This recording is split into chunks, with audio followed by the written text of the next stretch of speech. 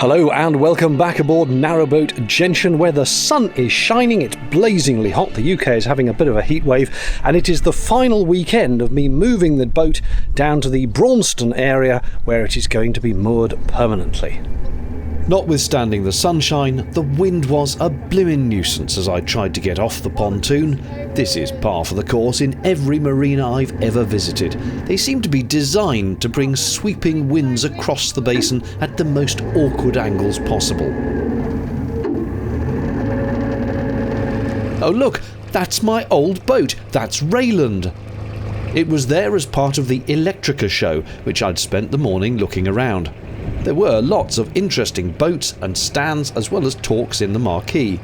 If I hadn't been needing to move my boat, I'd have stayed for the evening entertainment as well, but needs must, so I swept majestically past the modern, silent, battery-driven boats in my 3-pot diesel, belching carcinogenic particulates at them as I went. Then it was just a matter of ducking under the rather low road bridge to leave the marina and turn back onto the North Oxford Canal, heading east towards Rugby. Oh, that's tight!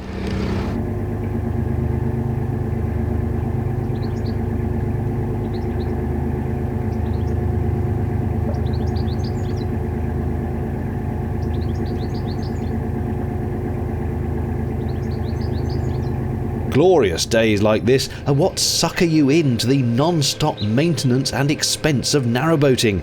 It was a day just like this 10 years ago when I had my first canal boat experience and immediately said, "I'll have some of this please," and sold my house to move afloat. Luckily, that turned out to be the perfect decision, at least for me.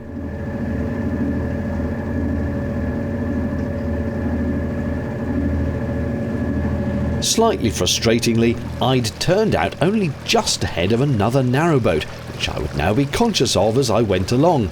Were they catching up? Did they want to come past? Did I need to go faster? Honestly, one other boat is all it takes to invoke anxiety. Such is canal life.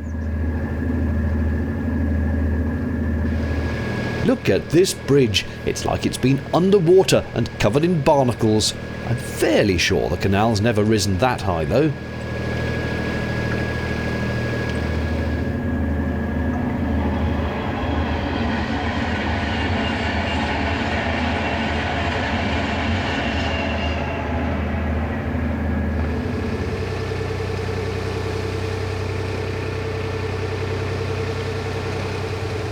A long stretch of moorings is always a good opportunity to scan what people have decided to name their boats.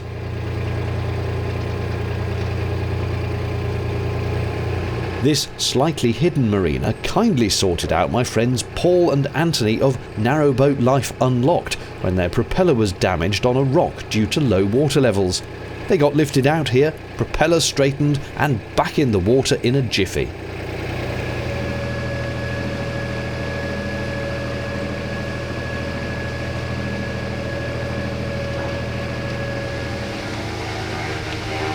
Another wharf here with a hire fleet.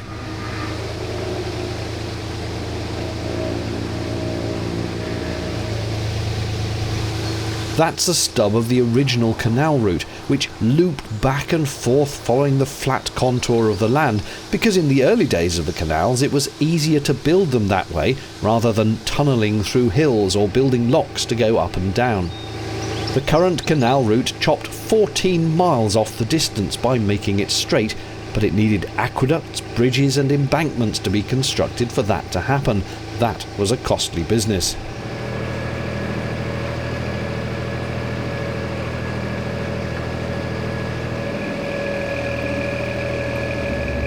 Ahead is Newbold Tunnel on the outskirts of Rugby. It's short and there's width for 2 boats to pass inside it. Nonetheless, I let that one come through first. It just makes life easier. Excitingly, this would be the first chance I'd had since I started out from Lincoln to test my new tunnel light. Talking of the tunnel light has prompted me to remember that, Christmas is coming, obviously, and up in my attic at home, I have got a string of multicoloured LED lights that I must go and get, and I can put them round the boat, make it all look very festive indeed. It'll be my first Christmas with Narrowboat Gentian. I'm very much looking forward to it.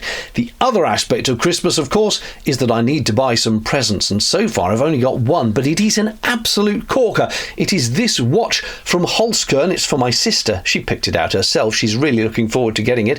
And Holzkern, if you are unaware, is an Austrian company that makes a vast range, it is huge, of men's and women's watches and jewellery, and they incorporate within them lots of natural elements like gemstones and forestry certified commissioned wood, even things like leaves and peacock feathers, amongst others. You'll see when you browse their website. I've had this Holzkern watch for I think 2 years now, and it has been absolutely flawless, hasn't missed a beat, even though I've worn it on my wrist I think pretty much every single day, even when on the boat shimmying up out of locks and things. It's taken all sorts of abuse and it hasn't missed a beat, but they do come with a 2-year warranty if you're concerned, plus free worldwide shipping, and if you're in the United States they take care of all that pesky customs business.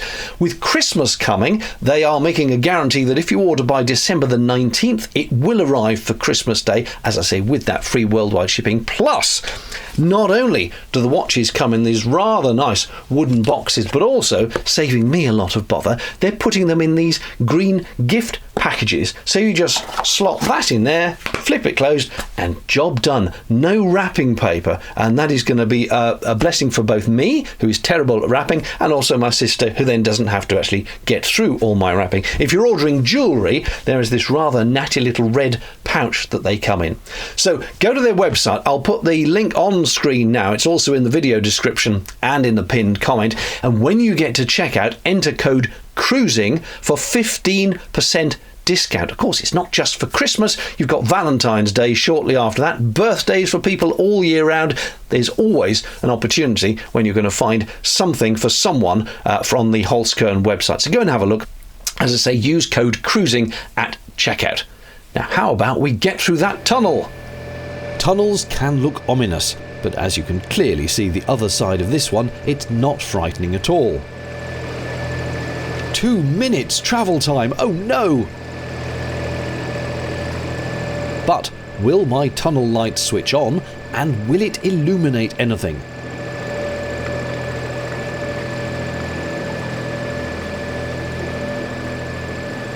It's working! Up on the ceiling and to the side. Could do with pointing down a fraction more, but you must be careful not to blind oncoming boaters, which is why you direct it to the sides.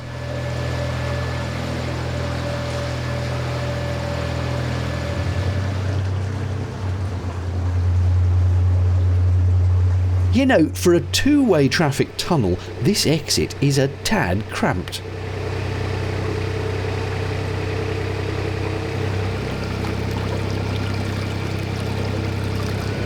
Yes, this is where the sport was invented.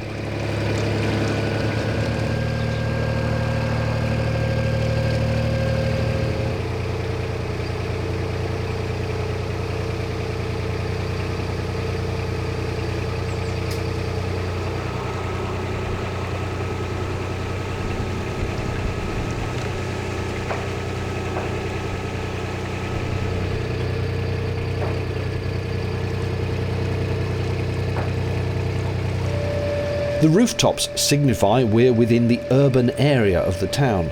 Not that you'd know it from seeing all the wildlife. Yes, I know they're not really wildlife. Don't write in the comments.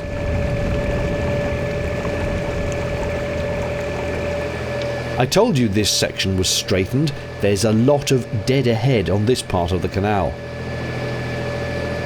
And to reinforce the point, there's another stub arm of the old route.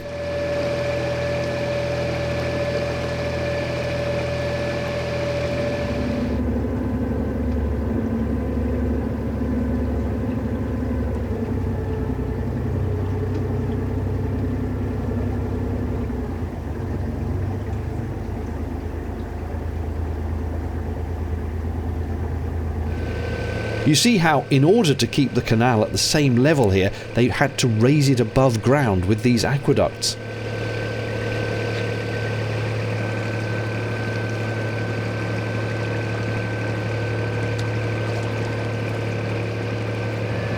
and there's a second one in quick succession.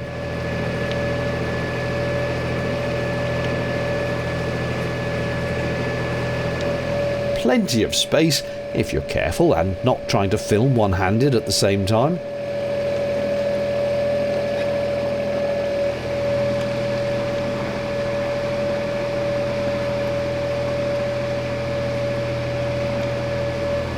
Just beyond this bridge, on the left, is where the original canal route bears off from this straightened bit. Or perhaps it's the other way round. It's blocked off now and overgrown, but originally that's where canal boats would have gone. And that's the unglamorous path to Tesco's.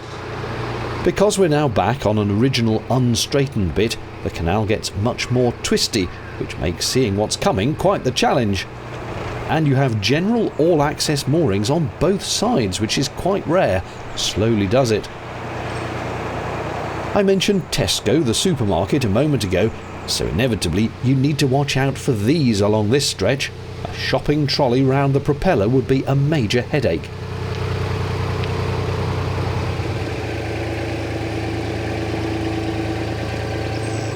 You can make all the horror films you like about sharks and alligators and whatnot, but I tell you, shopping trolleys are the true horror story on the canals.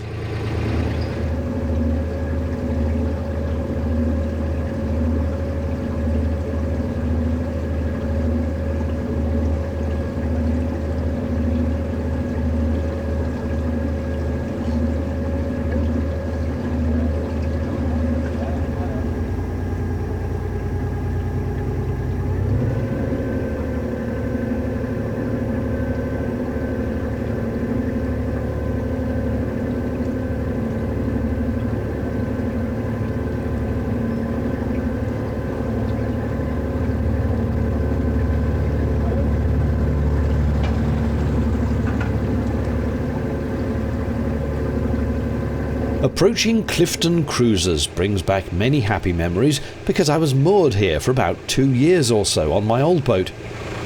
Their mooring arm here is yet another bit of the old canal route, which the business owner dug out and re-watered to extend his empire.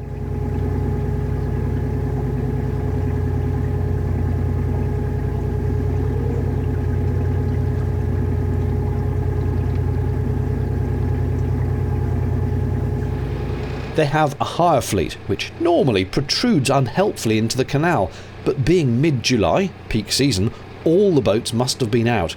It made coming round this corner a lot easier. The other thing to note about it being July and very warm is that back then there were restrictions on the opening hours of some of the locks, and that included the 3-lock Hillmorton flight, which by this point was about 2 miles away. It was too late in the afternoon for me to make the ascent by now, so I was on the hunt for a nice place to stop overnight. And with the hot sun making the boat a little furnace inside, I was looking for shade. This looked ideal, so I pulled in.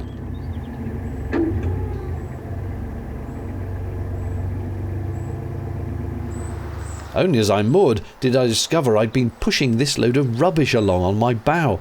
I wondered why the boat had felt a little draggy.